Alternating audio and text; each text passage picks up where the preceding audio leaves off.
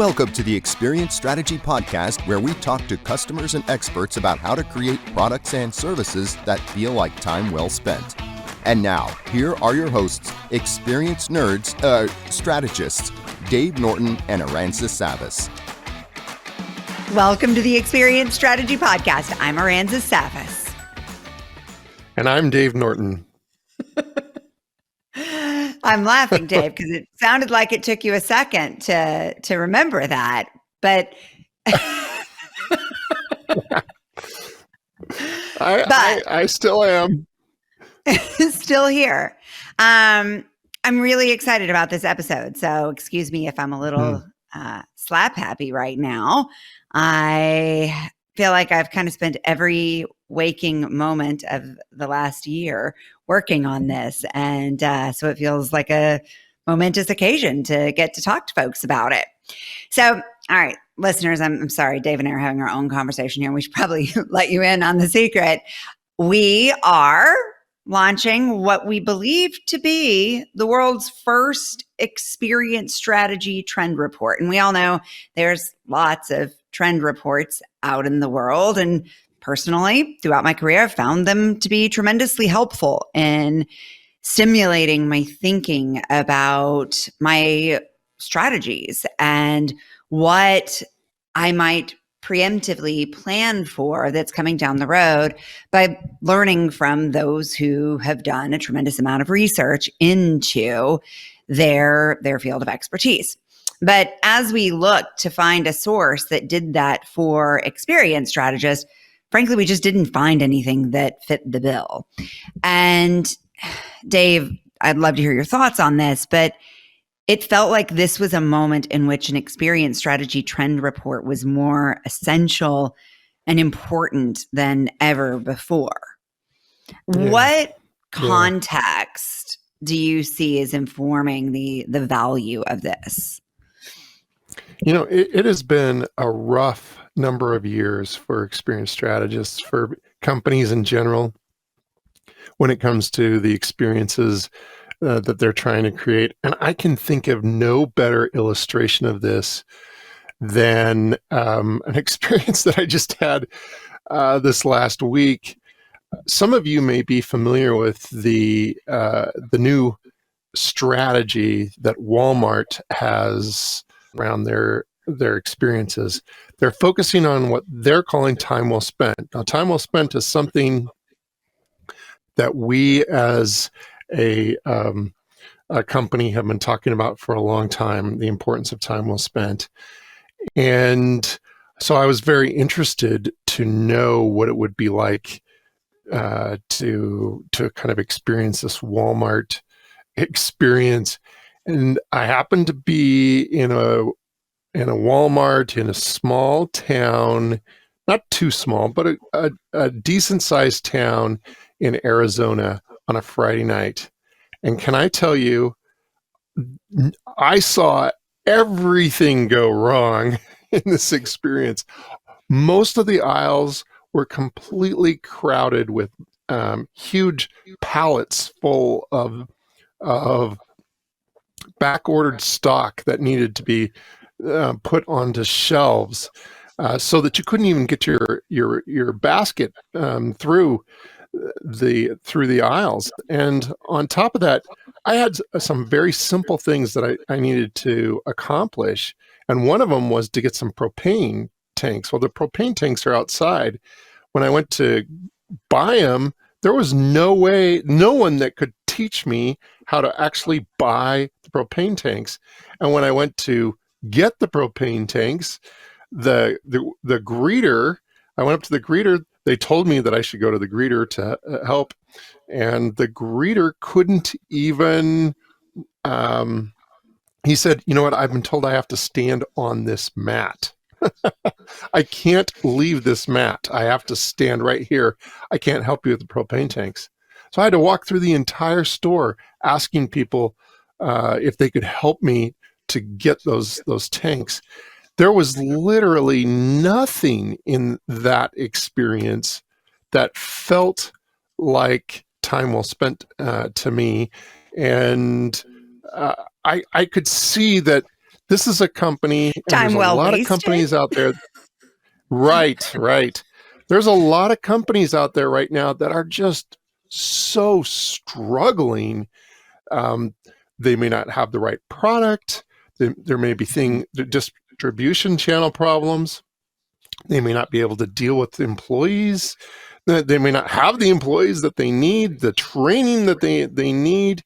There's so much that's been going on, and we keep getting hit by more and more macro events like a war and high inflation that are impacting the way that these companies are trying to do their work.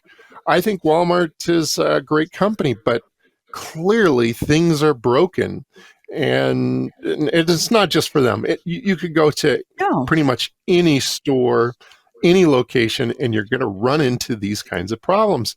So there's some basic blocking and tackling that has to be done, while at the same time we have to create value for the customer in new ways. And I think it's a tremendously challenging time period. And I'm glad you started with that example, because this is a big player with a lot of influence and a lot of power. If they're struggling with this, then we all are.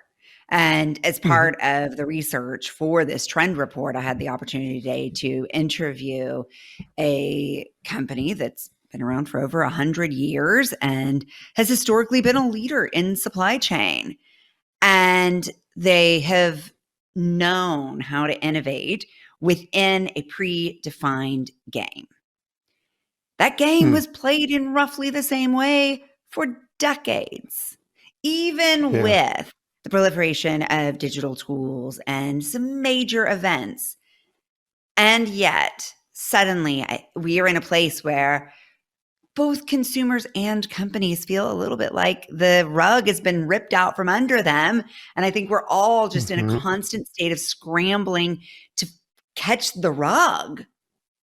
And that target just keeps moving as more and more destabilizing geopolitical events happen, as more and more destabilizing health crises happen, social it's crisis on crisis on crisis. And it has left. I mean, I listened to your story and I hear in it a shopper who felt unsupported and uncared for.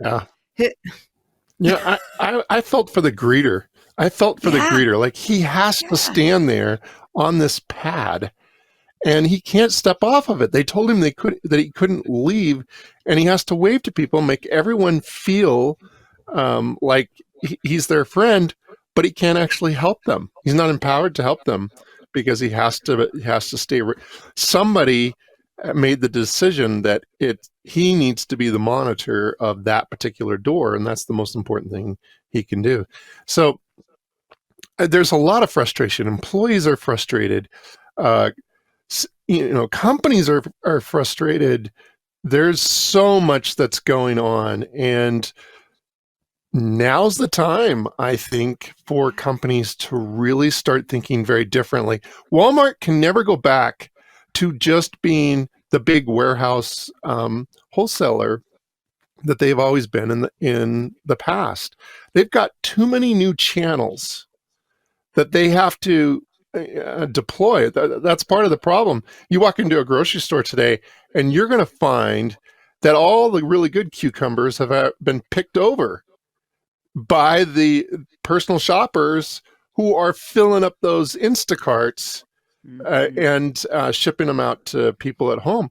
It's a very, very different dynamic. And it's not just retail, it's restaurants, it's travel. Travel is very challenging. There's so many different things that are going on in people's lives where we used to call it friction. I don't even know what to call it now. Confusion's probably a better word to describe what we're dealing with. I think that's right. And I'm so glad you mentioned that about the categories, because while we are beating up on poor retail right now, or at least sympathizing with their experience, in this report, we really tried to take a holistic view of all industries. And that's so much a part of our mission as an organization. So it just felt really true to who we are to take a cross company, cross category review of what's happening so that all tides can rise together. And we just have such a firm belief in our responsibility to improve experience strategy. And I think about that all the time, that I'm really proud of the work we do because yes, we work with some high-end companies that are very well invested in and have the resources to have large, strong, sophisticated experience strategy teams. And I believe the power is in creating consumer trust. And that's going to happen through all of us having better, more impactful and effective customer experience strategies. And so this report really is a big part of that mission. It's an opportunity to say, all right, no matter what this category you're in, no matter what the size of your organization, you have the potential to do better, to be better for your company, your investors, and your customers. Yeah, right. You brought up this idea of trust, and some of the research that you're doing. Do you want to talk about how consumer trust today and what's changed over the last little while? I think that's really important. Yeah, I think it's important and it's sort of disheartening. The Consumer Trust Index from Edelman, which is a longitudinal study since the 90s of consumer trust and probably one of the most robust and respected monitors of consumer trust, shows that consumer trust is at an all-time low globally. We distrust our governments. We distrust our companies. We distrust even our neighbors. And there are some really interesting insights that we've been able to weave into our experience strategy report that have helped us see the potential to move in closer to consumers, to create a greater sense of intimacy, to rebuild that trust. You know, and we've been talking about intimacy. Companies have been talking about intimacy for a long time, but I think that what we're going to be describing in the trends report is a very different way to look at trust, to look at intimacy, to look at delivering on the jobs that customers want to get done. One of the key things that we're certainly going to talk about is how do you deal with uncertainty? How do you strategically address a constantly changing environment? And I think that that's a really important topic. Trust somehow has to be built even when there's so much pressure that is being placed on the company. And how do you do that? Maybe it's about empowering the employees. But we think that there's more going on, more that you can do as a strategist. I mean, sure, employees do need to be empowered. But what we hear from the people that we're interviewing on a regular basis, and we do a lot of research in this area, is that they want support around things like their family dynamics, things like small group interactions, how they interact, how they do work, what work looks like for them going forward. I think the future is bright, but boy, it's a muddy area right now for a lot of companies. I agree. It has the potential to be bright, but I think just as we saw with your Walmart example and with so many of these other examples that we've come across in the course of this research and just our own lived experience, if we keep operating with the same strategic principles that we've always had, we won't succeed. This does require a rethinking on so many fronts, or a rebalancing even, right? It's not necessarily stop everything you've been doing and start something new. It's, in fact, most likely not that. Rather, it is zero in on that which is important now to your customer, which is relevant and effective now, and do less of the thing you've always done that now doesn't matter. Yeah. I think doing less in some situations is actually really important. I was comparing my experience in Walmart to an experience that I had in Ace Hardware just that same day. And it dawned on me that Ace Hardware has a much more scalable model. I don't know if scalable is the right word. Much more appropriate business model for the world in which we have all of these different channels that we're working with. Because when I go into an Ace Hardware, I know that I'm going to talk to someone who's going to point to that one specific thing that I'm probably going to need. And they're going to be able to explain it to me, help me really understand. That's why I go into a retail environment. Otherwise, I'm going to buy it online, right? And the big box warehouse type of an experience is a really tough. What is it exactly? Is it a warehouse? Is it a department store? What is it exactly? And why shouldn't I be doing some of those activities online? So there's going to be some major shifts, and I think that some of the smaller players are actually going to be very, very successful. I'm really glad you mentioned that, because the truth is, even though we have many decades of experience in researching consumer sentiment and consumer experience needs, we've never done a report of this nature. And so we had to really step back and look at our own methodology and how we do research for something that takes such a broad spectrum view of both what's been and what we believe that tells us about what will be.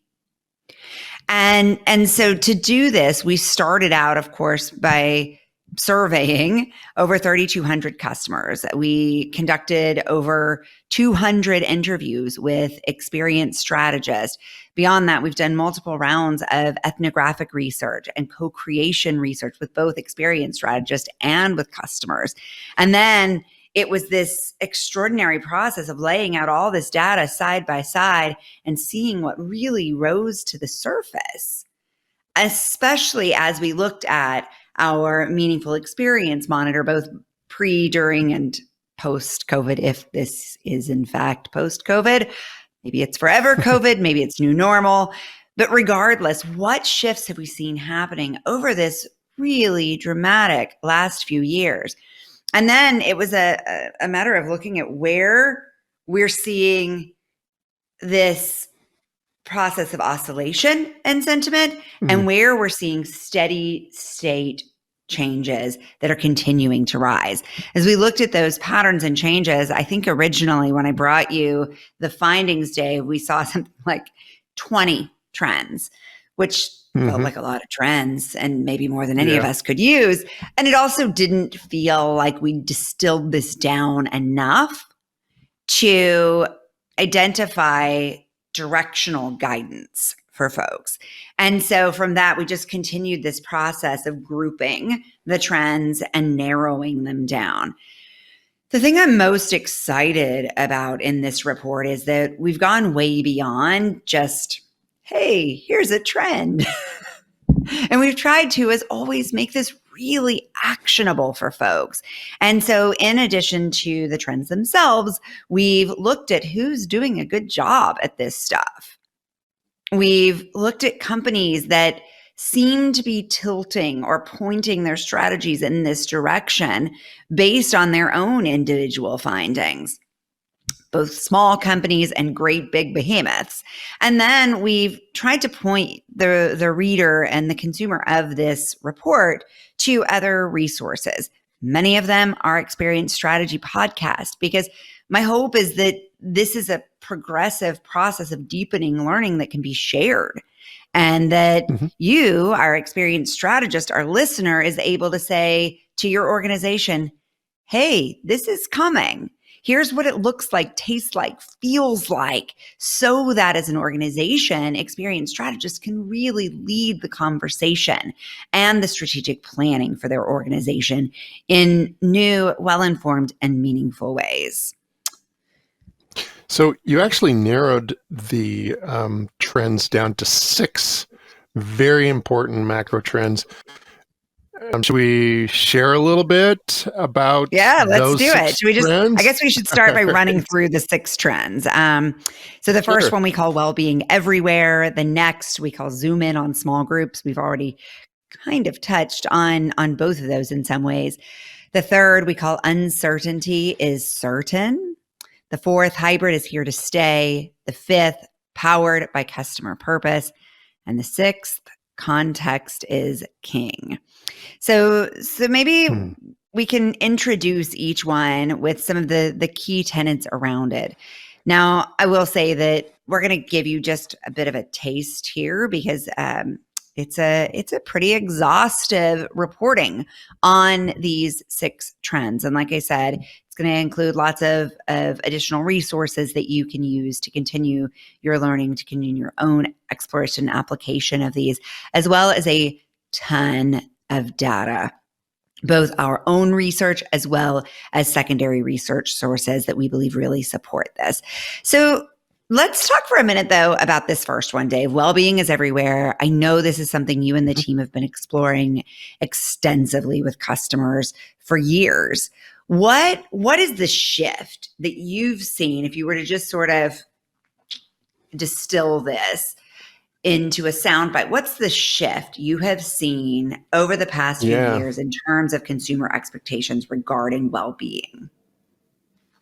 Yeah, so the shift that we describe is a shift away from seeing well-being as a part of kind of your mental health and maybe your physical health, and mostly focused on how to maintain that health, to a place where well-being has everything to do with everything that you're trying to accomplish.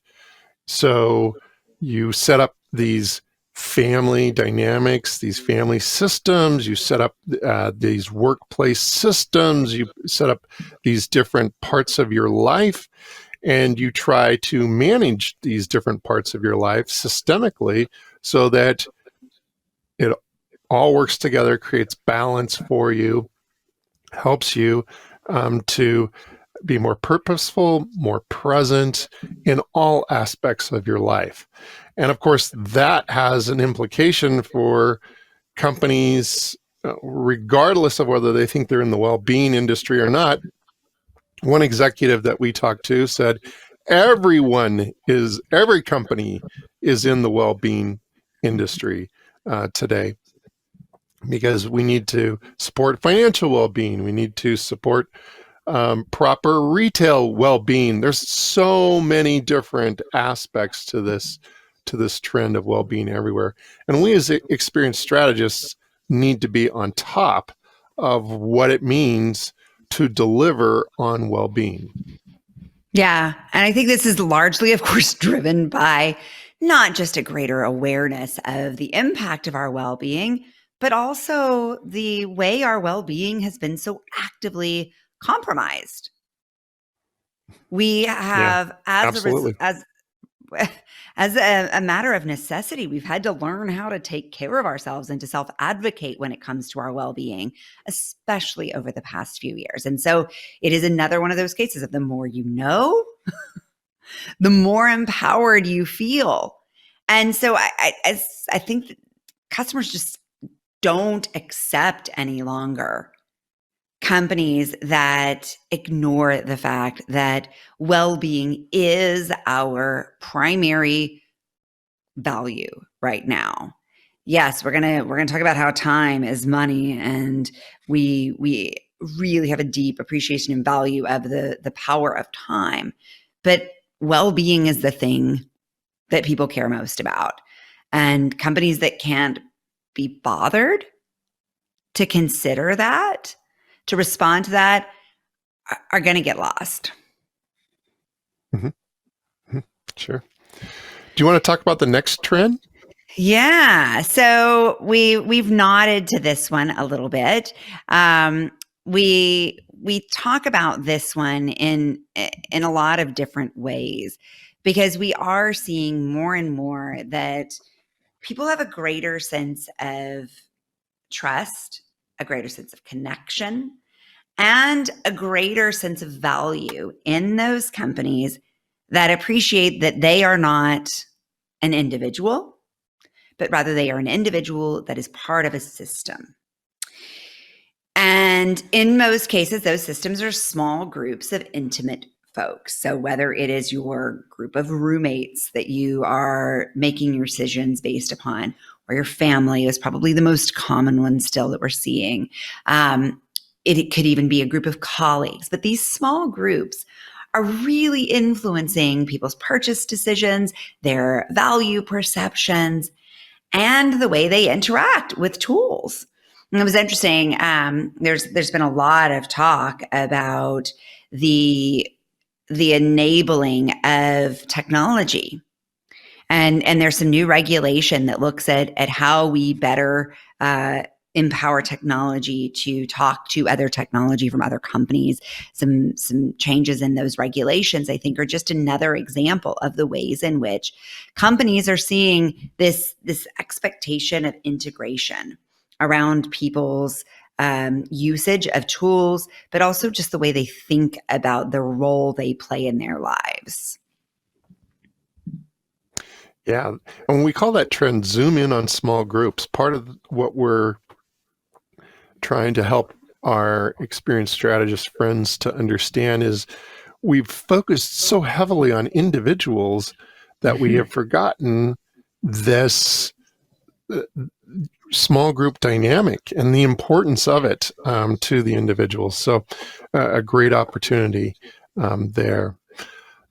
We've also talked a little bit about the third trend, which is uncertainty is certain.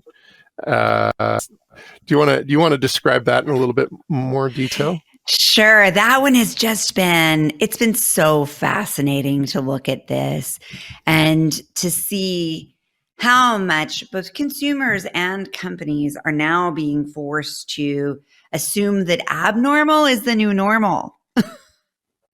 And right?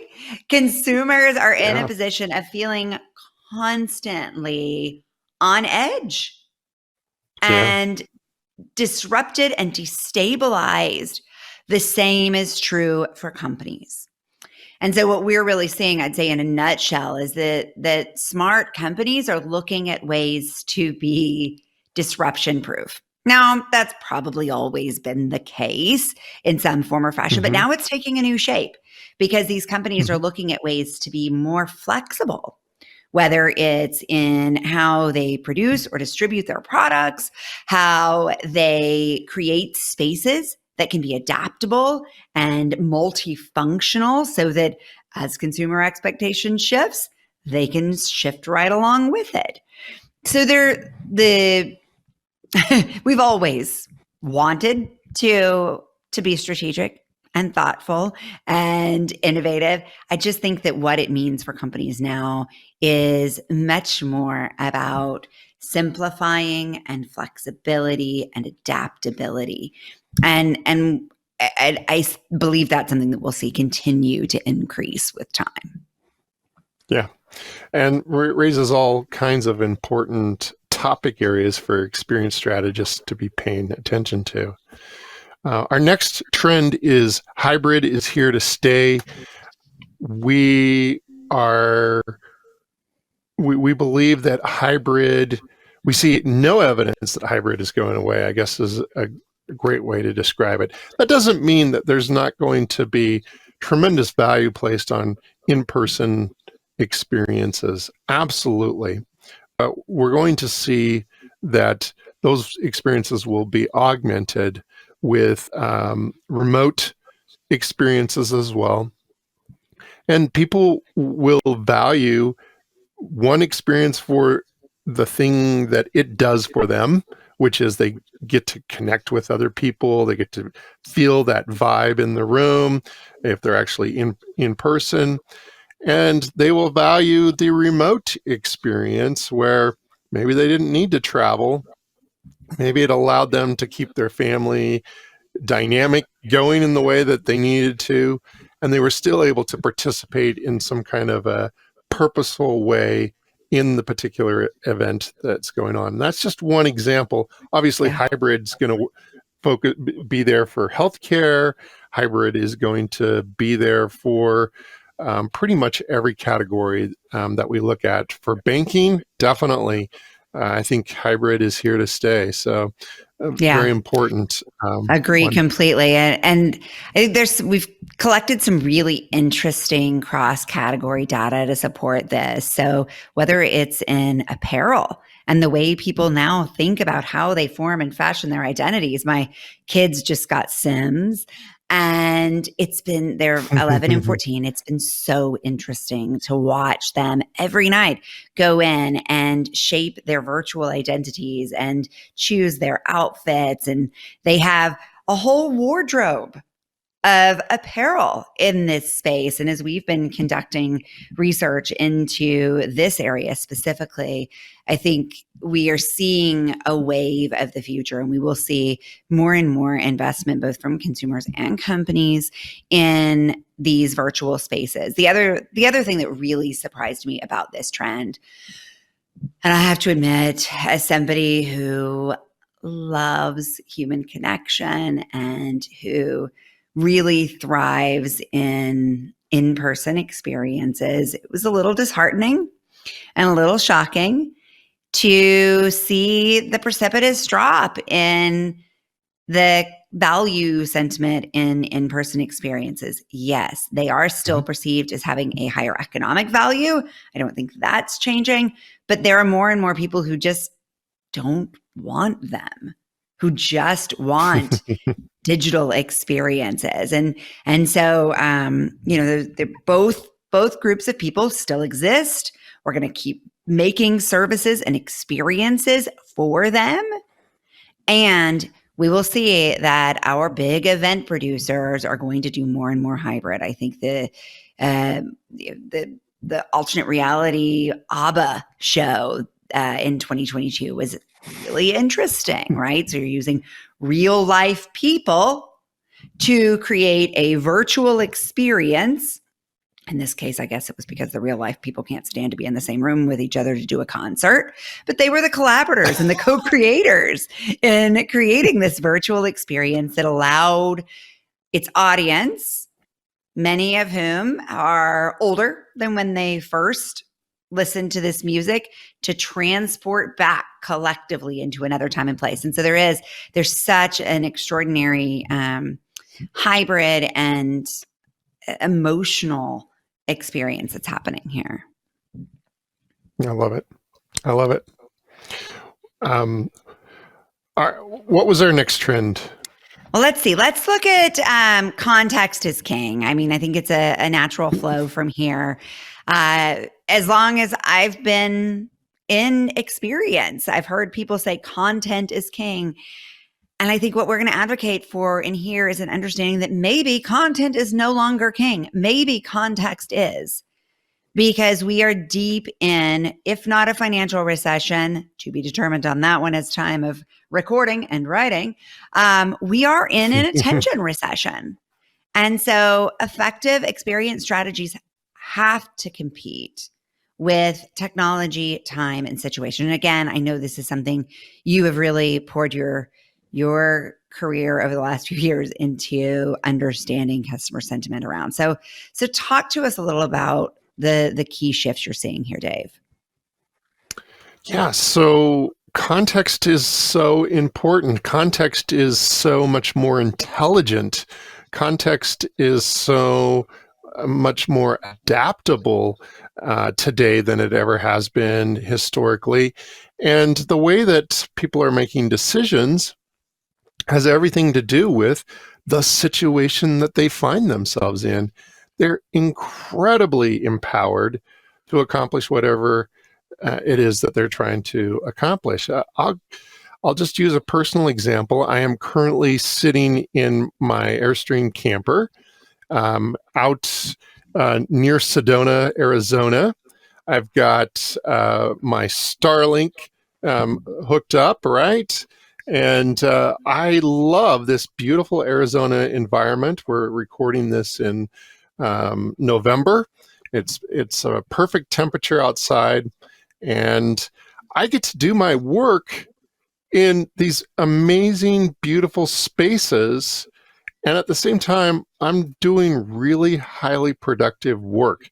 And there's no real trade-offs between, my ability to actually have the technology that I need versus the location where I want to be at any given period of time. And I think a lot of consumers are doing this now. A lot of people are focused on what is the environment that will be most conducive to my ability to do what I really need to do. And is that environment intelligent? Is that environment going to help me accomplish things in ways that I otherwise wouldn't have been able to accomplish? And in order for that to happen, it's all about context. It's all about understanding that context. Yeah. So, I think another great example from of that Arizona. is social commerce. And that was an area that we really went deep on in our investigation. And to see the rise of that as an economic channel and how people are now spending in such different ways, influenced by so many different factors, but it really is about in the moment, what is meaningful for me, when and where I'm at. And I think that has incredible implications for how we think about measuring the impact of our experience strategies. All right, so let's talk about our last one here. This is near and dear to my heart as well. I mean, I kind of fallen in love with all of them as we've come to understand them, but we are in an era where purpose has taken on a greater meaning maybe than ever before as a result of so many of the factors that we've already talked about here. But we are savvier as consumers than ever before.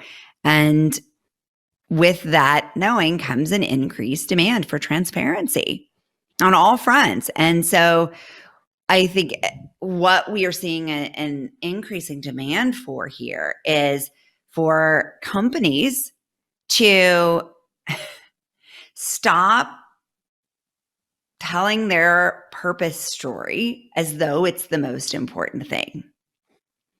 Rather, I think what we'll find is that customers expect companies to demonstrate their purpose story by listening to their customers' purpose. Sounds logical and intuitive, right? And yet, we've seen this wind up of purpose in so many organizations, realizing, our purpose and our ethics and our methods of production all matter to customers. And we've seen, of course, that tide rise over the last decade. But we can't just tell that story and think that's enough. Rather, what we've got to do is we've got to stop, what are they calling, greenwashing? And there's so many terms now to describe this sort of layer of purpose on companies. We've got to stop telling the story. We've got to start showing it. And instead of that being just about your social and environmental aspects, it's got to be also about caring for your customers' needs, what they really care about, and demonstrating that interest is going to make companies more sustainable, because it does, in all of our research, indicate a direct correlation to loyalty. Yeah. So, you said a really interesting thing. And we actually had a person on our podcast talk a little bit about this, that the customer is more interested in your ability to help them accomplish their purpose than they are in your purpose. And I think that that's so true. And so many companies get that backwards. They think that the customer associates with the brand, and by associating with the brand, associates also with the cause.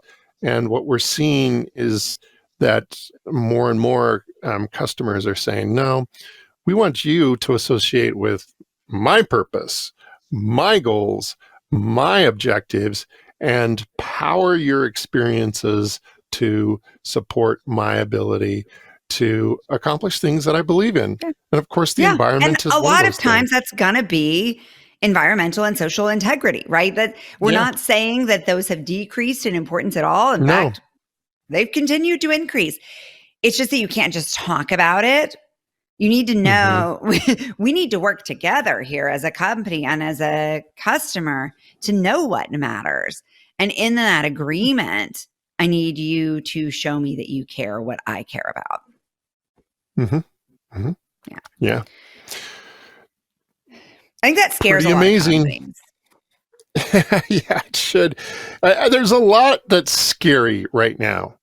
There's a lot that's scary. But one of the things that I've been doing research on for many years is what happens to companies when they go through recessions. And we don't know if we're in a recession or not, but it certainly feels really unstable.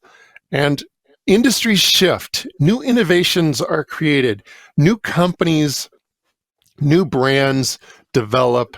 And when they do, everybody looks back and says, wow, those guys are genius. How did they know to focus on the small group?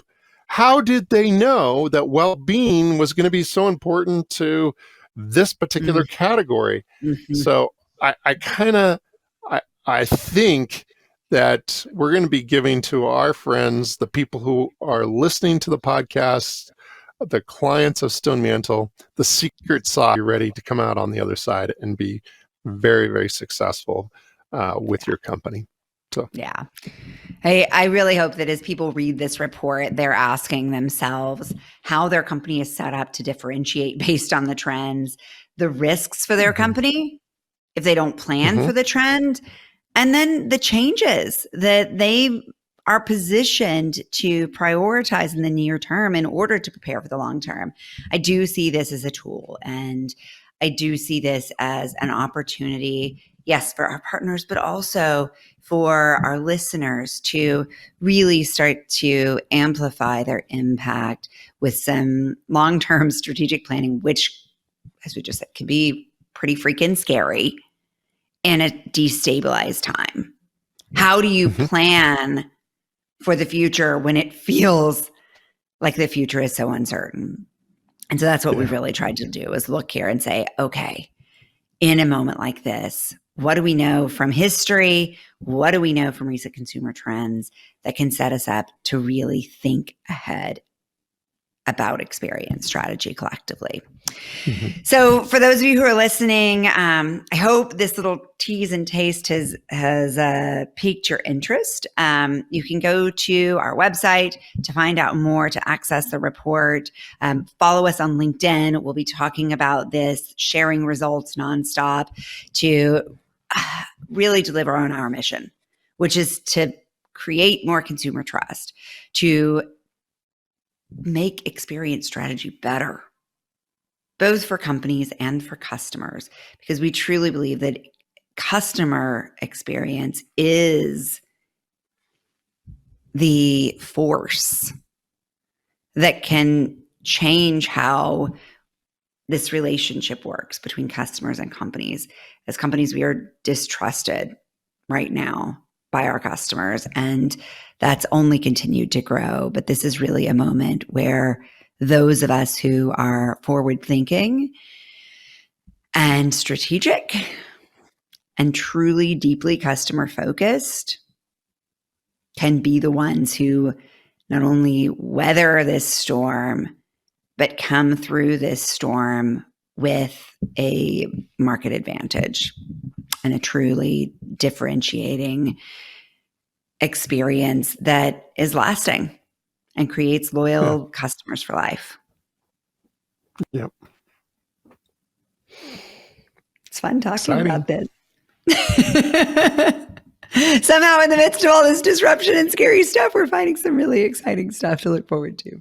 Anyway, thank you for listening, Dave. Thank you for being my partner in all of this. We look forward to continuing to share lots more about this with you in the coming weeks and months. So you'll find us mostly on LinkedIn or at stonemantle.co. Really, there's no M there. It's just .co. Somebody else owns stonemantle.com, I think, but we're at .co. Thank you for listening to the Experience Strategy Podcast. If you're having fun nerding out with us, please follow and share wherever you listen to your favorite podcasts. Find more episodes and continue the conversation with us at experiencestrategypodcast.com.